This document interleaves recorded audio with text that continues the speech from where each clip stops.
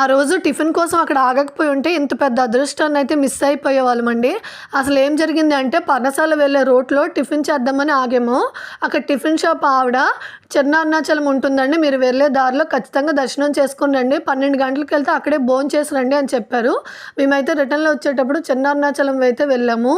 చిన్న అరుణాచలంలో రాతి రాజగోపురం నిర్మాణం కోసం ఆలయ వ్యవస్థాపకులు శివనాగస్వామి కొండగుట్ట ఆంజనేయ స్వామి ఆలయం నుంచి సైకిల్ యాత్ర అయితే ప్రారంభించారు.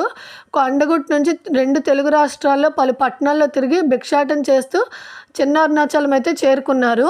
పెద్ద అరుణాచలం ఉత్తర గోపుర నిర్మాణం కొరకు భిక్షాటన చేసిన భక్తుడు అమ్మన్ స్ఫూర్తితో ఈ యాత్రను అయితే ప్రారంభించారు.